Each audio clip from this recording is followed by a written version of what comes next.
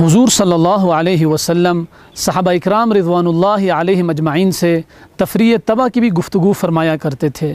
آپ ہر وقت سنجیدہ نہیں رہا کرتے تھے۔ ایک موقع پر ایک صحابی رسول رضی اللہ تعالیٰ عنہ تشریف لائے کہ اللہ کے حبیب، میں نے اپنے گھر واپس جانا ہے، میری سواری ہلاک ہو چکی ہے اور میرے پاس کوئی بندوبست نہیں، آپ میرے لیے سواری کا بندوبست فرما دیں۔ حضور نبی اکرم صلی اللہ علیہ وسلم نے فرمایا، بیٹھ جاؤ، میں تمہیں اونٹنی کا ایک بچہ دے دوں گا۔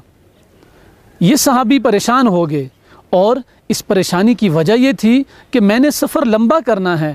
اسی پریشانی کے عالم میں دوبارہ نبی اکرم صلی اللہ علیہ وسلم سے سوال کیا، اللہ کے حبیب، میں نے گھر جانا ہے، مجھے زاد راہ دے دیں، مجھے سفر کے لیے ایک اونٹ دے دیں تاکہ میں سہولت سے پہنچ سکوں۔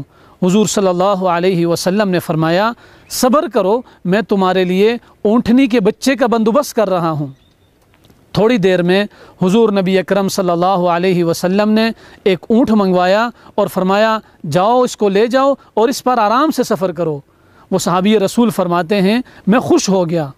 انہوں نے نبی اکرم صلی اللہ علیہ وسلم سے پوچھا، اللہ کے حبیب، آپ تو کہہ رہے تھے کہ میں اونٹنی کا بچہ دوں گا۔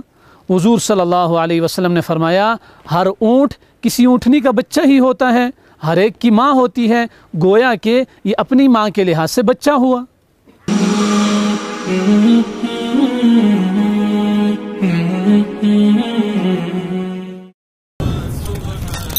وصال اردو